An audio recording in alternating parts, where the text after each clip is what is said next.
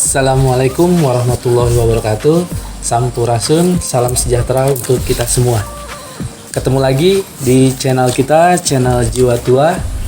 Pada malam hari ini kita akan mencoba membahas sedikit tentang pagi. Udah jam 2. Oh, udah jam 2 ya.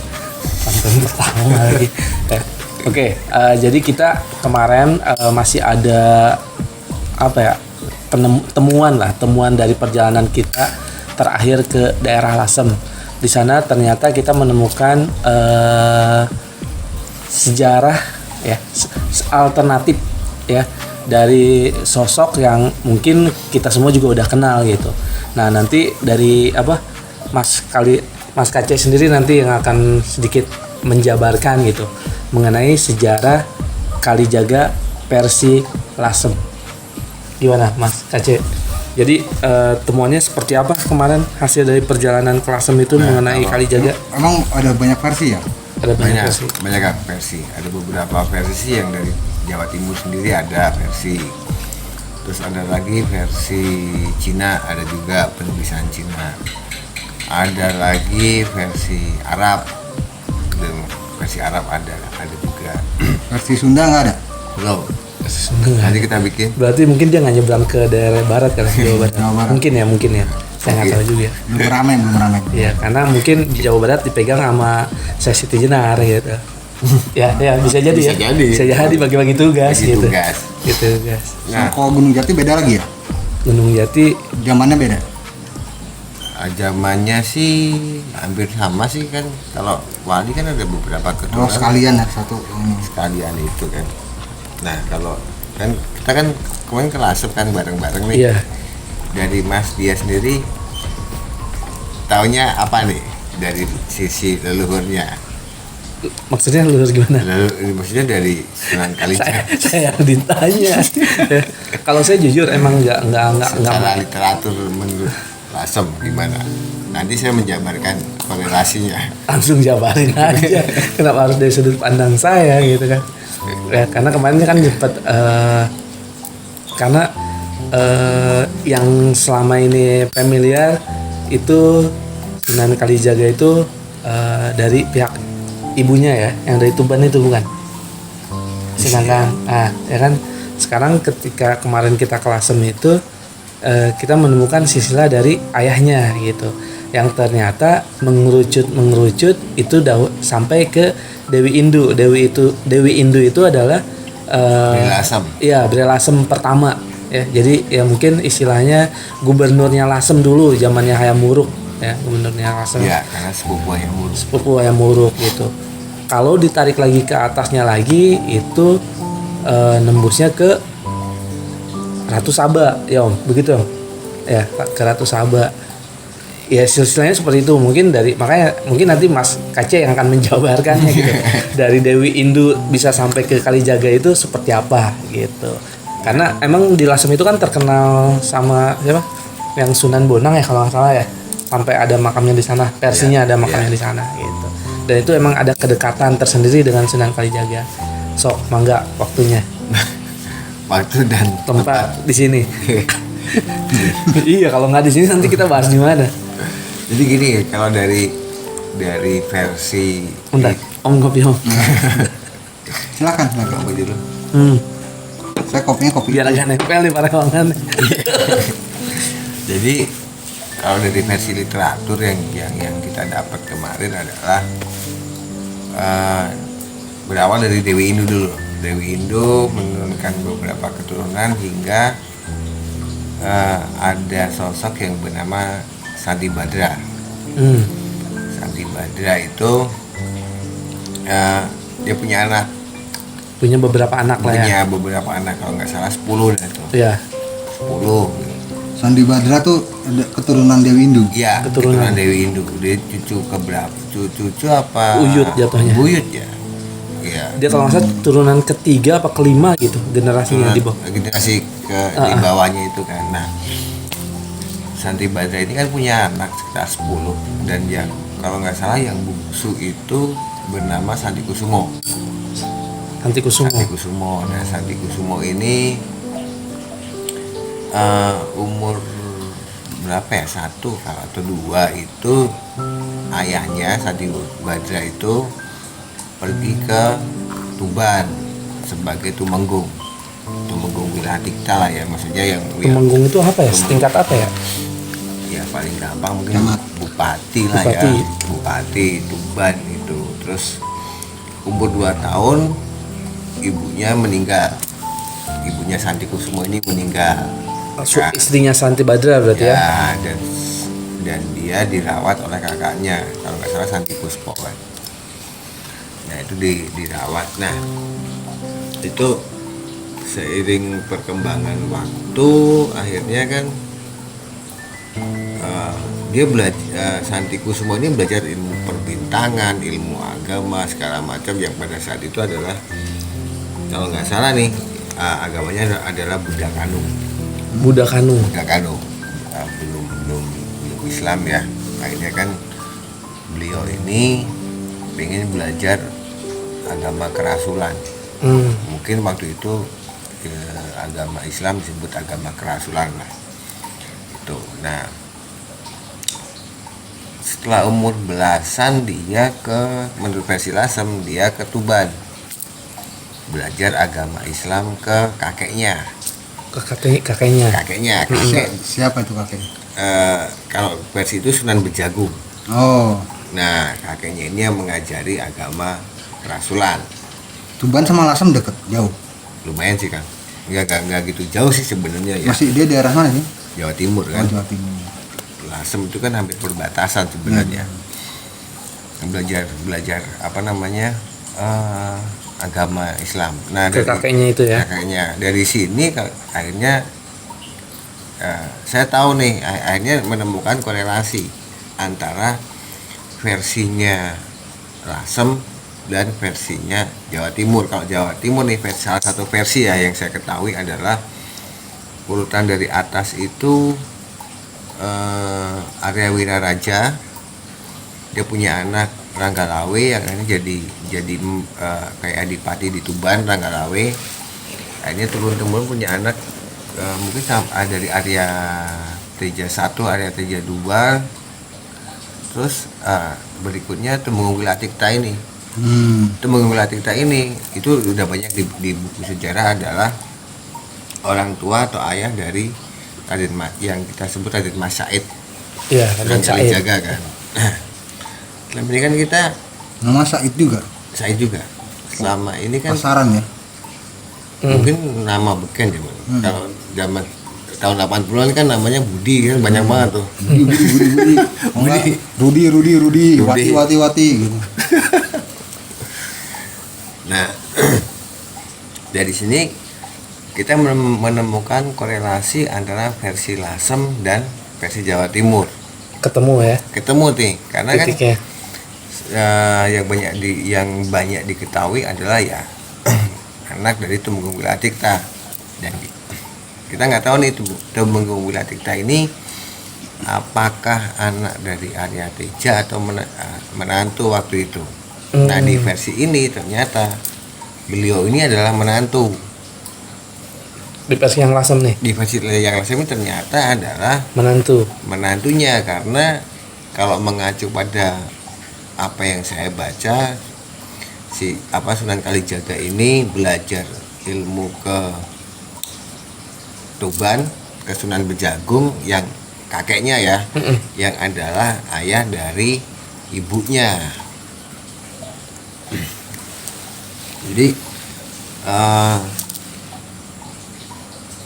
apa namanya, yang selama ini kita cari tahu ya, maksudnya apa sih hubungannya Lasem dan Tuban, hubungannya Sunan Kalijaga dengan Lasem dan Tuban, karena kan mungkin banyak yang nggak tahu juga, maksudnya banyak yang nggak tahu bahwa ada versi lain nih sebenarnya dari silsilah keturunannya.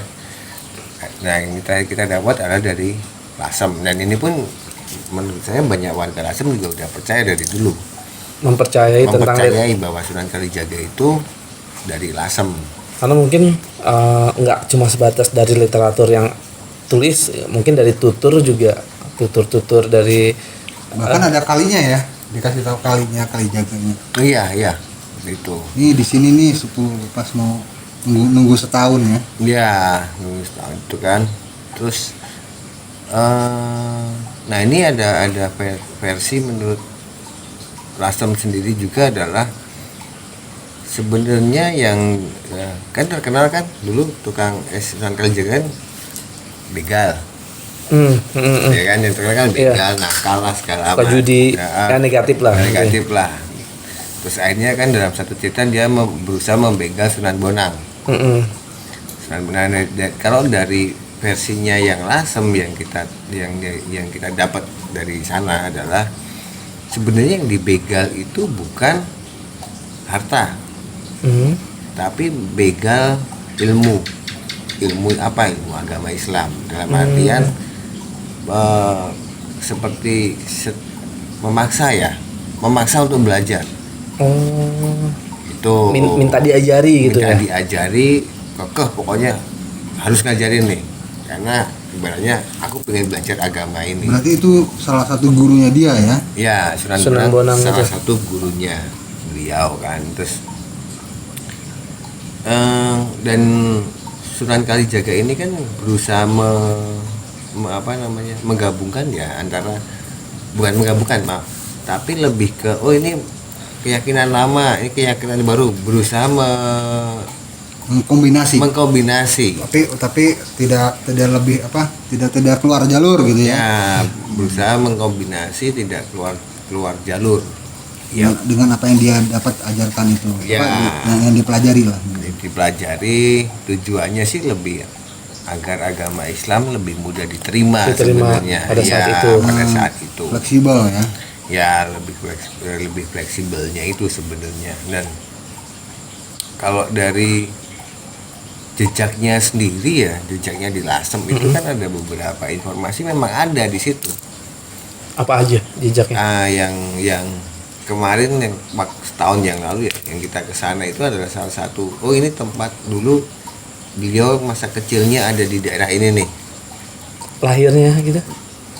Dari lahir masa kecil ada di situ. Ada di situ. Dan lokasinya sih juga nggak, kalau sekarang itu juga nggak begitu jauh dari jalan raya. Jalan raya yang Pantura sekarang. ya, yang jalan raya Dendlesnya itulah ya. Itu malah katanya di kalau kita dari arah Semarang menuju Jawa Timur itu ada di sisi kiri jalan. Di sisi kiri jalan. Di sisi kiri jalan. Punya fotonya nggak? Nggak punya. Nggak ada ya. nggak ada fotonya. Nggak ada Kan? fotonya gitu. Nah, Udah jadi gedung. balik lagi ke atasnya lagi adalah leluhurnya Sunan Kalijaga ini kan juga pernah menikah dengan Putri Campa kalau nggak salah. Jadi memang udah ada campuran dari Campa juga. Campuran ya. Dari versi itu kan campuran. Campa tuh daerah mana ya? Campa. Untuk yang belum tahu itu? Kayaknya daerah Kamboja ya? Kamboja sana. Kamboja ya. Jadi kakeknya entah apa itu pernah menikah dengan Putri Campa. Jadi kalau mungkin kalau dari residu segala macam memang ada darah Campanya juga masih ada sebenarnya. Dan ini ya ini sebenarnya kita juga awal kesana kan kita nggak tahu nih, orang kita juga nggak nyari mengenai ini Sunan Kalijaga siapa sih. Orang kita tujuan kesana kan waktu itu cuman wisata situs megalitikum sebenarnya, cuman tanpa kita nanya atau apa, kita diberi info bahwa Sunan Kalijaga ini asalnya dari Lasem. Nah itu waktu itu pertama juga heran juga, maksudnya apa bener sih kayak gini, apa bener versinya Lasem ada seperti ini kan, karena kan yang kita tahu kan Sunan Kalijaga dengan Sunan Bonang itu kan lebih kan guru dan murid sebenarnya. Ya bisa jadi kalau saya ada ikatan ini juga kan keluarga karena menikah dengan anaknya itu kan. Anaknya siapa? Sunan Bonang ya? Bukan ya? Kayaknya sih masih butuh penelitian lagi sih itu. Bukan penelitian ya, maksudnya butuh baca buku lagi sih itu. Butuh baca buku lagi. Butuh baca buku lagi. Cuman kalau yang menurut buku sih Sunan Kalijaga ini kan juga menantu Sesi Jenar. Tuh, nah Berarti istrinya banyak ya sama kalau misalkan itu berarti Sunan Bonang itu menantunya, mertuanya, ya benar ya? Iya, Ada versi yang Ada versi mertuanya, ada yang versi kalau nggak benar itu mertuanya juga. kalau nggak salah gitu. 2 atau 3 ya, kalau nggak salah sampai segitu sih. istrinya. Oh istrinya? Ya. Oh, nggak apa-apa lah. Tuh, dan ya ini yang kita benar-benar ilmu pengetahuan baru lah ya, maksudnya. Dan ini kan kita dan saya sendiri pun juga akhirnya menemukan korelasi ini setelah hampir 1 tahun ya, 1 tahun kita ke sana kan, baru ketemu kemarin belum lama sih, baru ya minggu lalu lah, baru minggu atau 2 minggu yang lalu kita menemukan korelasi ini ya. Akhirnya daripada kita lupa ya, makanya kita bikin konten aja lah, suatu waktu kita bisa nanti inget. Nah itu kan dari sisi literatur, dari sisi logika gitu kan, yang kita kita dapat sebenarnya bahwa. Tapi gitu ada yang ngasih tahu nggak makamnya di situ, nggak ada ya lagi? Nah mengenai makam itu Di Lasem gitu nggak kan? nggak sempat ada beberapa versi yang Nggak, maksudnya lagi di Lasem tuh nggak ada yang ngasih tahu di situ bahwa ada makamnya, enggak ada. Nggak ada. Cuman brojolnya di situ. Tempat lahirnya aja. Sama dia balik lagi kembali jadi Sunan ya, pas jadi Sunannya itu. Jadi Sunan ke situ. Nunggu setahun di itu, di kali itu kan. Tes ininya kali ya, tes kelulusan gitu. enggak jadi belut. Nah, sebenarnya kalau kita mau telah lagi ya, maksudnya bukan teliti lah, kita bukan peneliti lah maksudnya. Dari beberapa versi ini kan kita jadi paham kan sebenarnya kontroversi silsilah lah segala macam yang mungkin dari pihak sini, yakin di sini apa keturunan ini nih, dari pihak Jawa Timur keturunan Tuban nih asli segala macam kan. Ya Jawa Barat belum ya? Jawa belum, karena cukup ada emang. Nggak ada. Tambah pusing ya. Cukup 2 aja dulu Iya. ya. Ini ya kan yang, dan kalau menurut makam kan juga banyak ya. makamnya yang ditengarai, ini makam Yang di sana, di sini. banyak makam lah. Mungkin tujuannya juga biar orang nggak terlalu banyak mengagungkan makamnya sih sebenarnya, makanya mungkin dibikin banyak biar bingung juga. Atau mungkin patilasannya dibilang makam. Nah Ya bisa Nggak jadi. tahu juga kan. ya itu.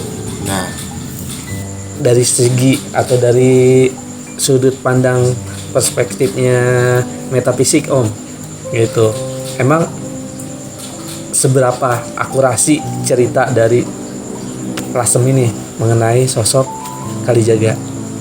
Kalau saya ke sana, ini bukan ngomong keturunan ya, tapi kalau masalah brojolnya lagi di sana, reduksi energinya itunya ada lah pokoknya gitu. Jadi yang tersimpan lah di itu. jadi lokasi residual energi di lokasinya itu ada kan? Iya. Yang di brojol tapi ya. Iya ya, pas lahirnya kan. Yang di brojol, makanya langsung saya tanya ke yang orang si Lasem itu, gimana kok ya gini set. Oh iya. Soalnya dia bilang ya gini. Oh ya udah, berarti memang apa yang terekam di situ berarti sesuai ada di cerita masyarakat setempat lah gitu kan, gitu aja. Jadi kalau kemungkinan kalau keturunannya saya nggak terlalu ini, tapi kalau misalkan kalau brojol di situ kemungkinan memang berarti dia punya DNA Dewi Indu. Oh berarti masih ada DNA-nya Dewi Indu ya? Beri Lasemnya itu. Beri Lasemnya itu kan. Berarti kan sebenarnya lebih ke gimana ya? Kalau dari versi timur itu, kalau kan ada kalau Arya Winaraja itu ada yang bilang dia punya anak Ranggalawe, dan itu pun juga masih jadi perdebatan. Sebenarnya anak Winaraja itu Ranggalawe dan satunya saya lupa deh, Nambi atau siapa kan itu. Tapi kalau dari urutan itu kan akhirnya dari Arya Winaraja Ranggalawe ke bawah lagi. Berarti kan ini percampuran DNA ya. Kita bilang percampuran DNA putranya Arya Wiraraja dengan Bri Lasem sebenarnya. Iya. Gitu kan. Ya, kita ngomong kalau Bri Lasem itu Dewi Indus ini kan juga masih sepupu, berarti dia masih ada darah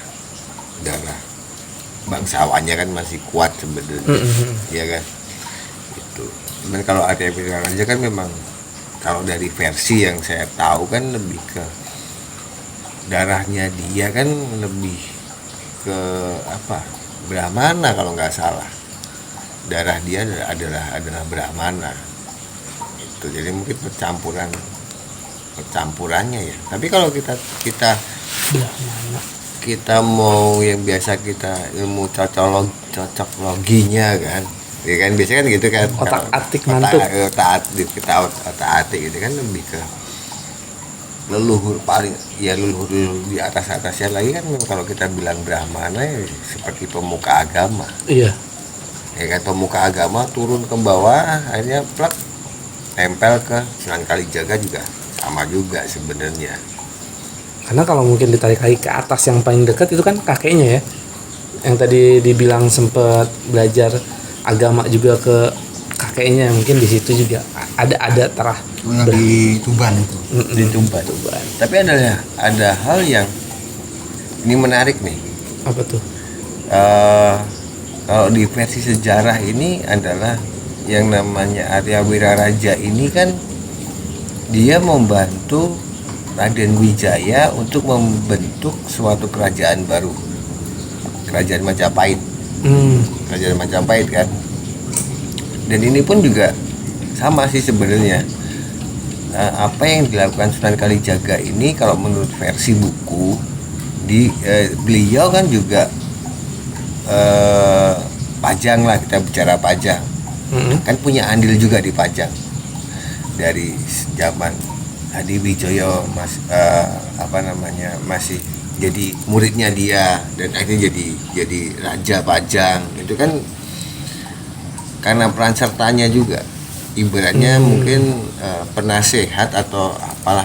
Jadi ada kayak apa ya, DNA yang kesamaan DNA gitu kan, yang kita pernah jiwa berulang diskusikan gitu. Itu kan bahwa ini profesi kita bilang profesi lah atau apalah, profesi leluhurnya akan nempel kan akhirnya nempel kan, ke keturunannya. Mataram itu kalau menurut versi kan juga karena peran serta andilnya Sunan Kalijaga juga sebenarnya. Mataram lama baru. Mataram baru Islam ya. Mataram lamanya mah.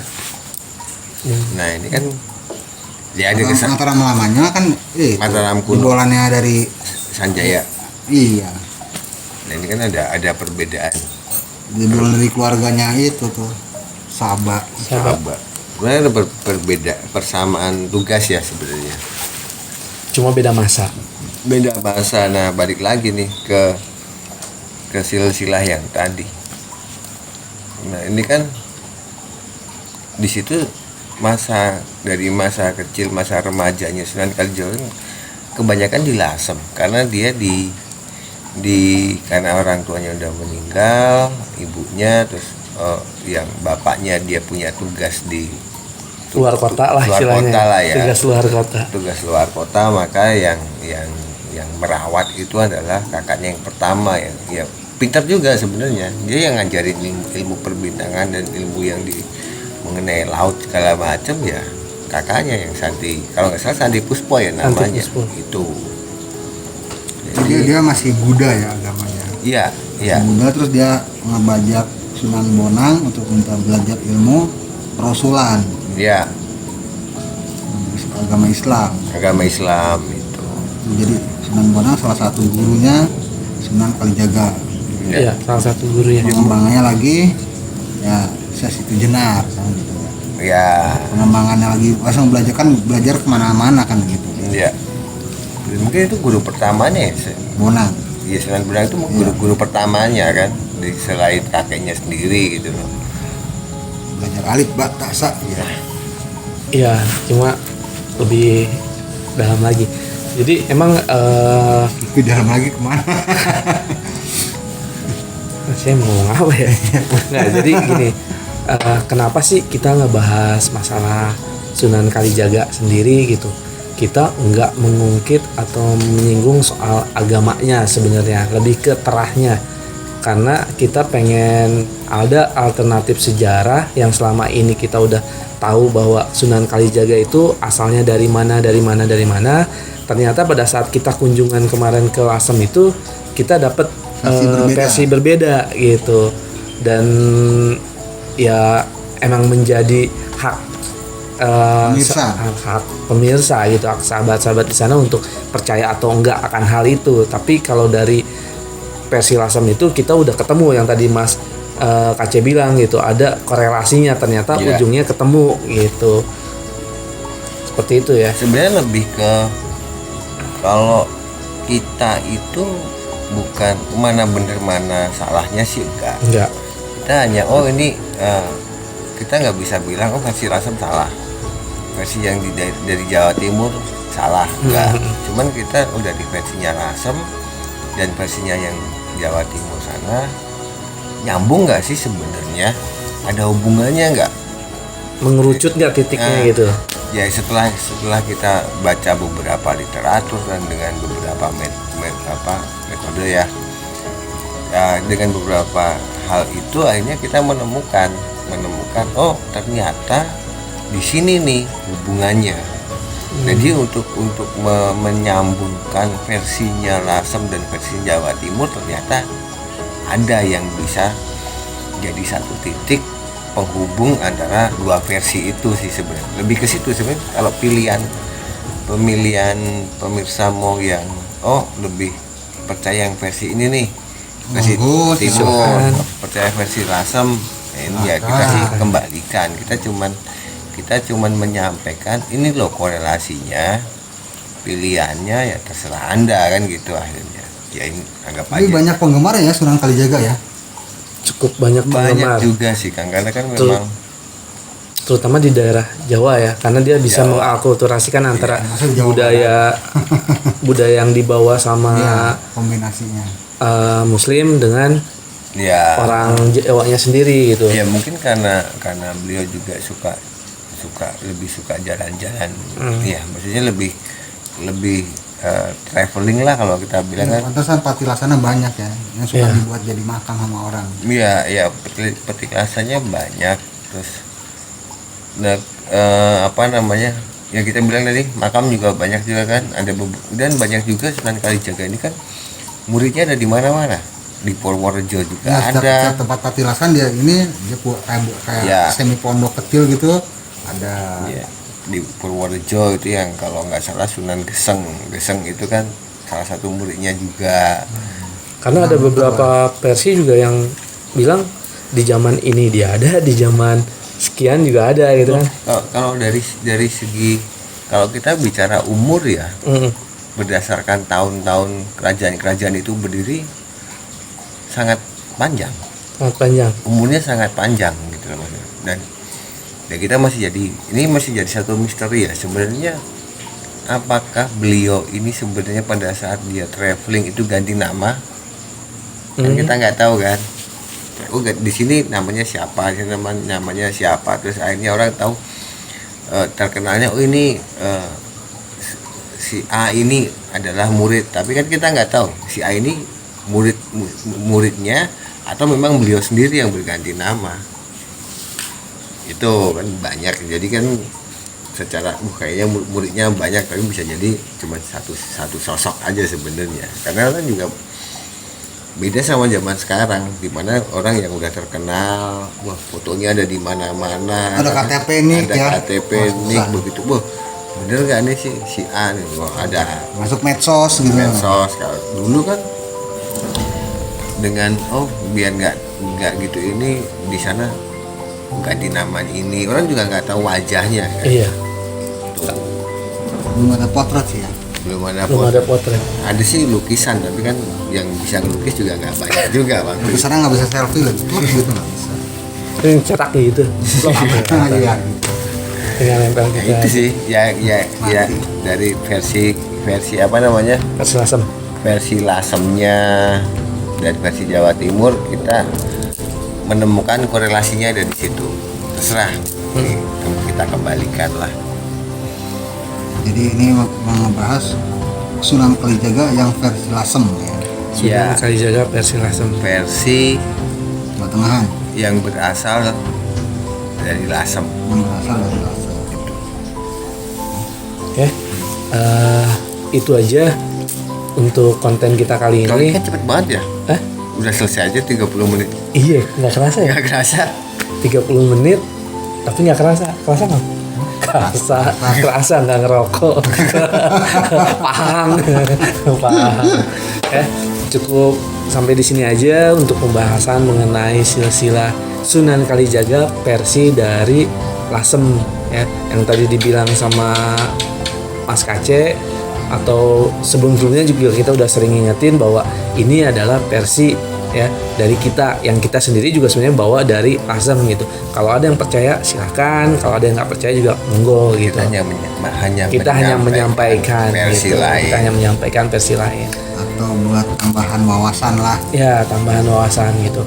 Oke, itu aja untuk konten kita pagi hari ini gitu. Tapi saya lebih senang nyebut malam karena gelap. Karena masih belum ada matahari. Kita sebut malam aja, nggak apa-apa. Bisa keringetannya. Semoga bermanfaat.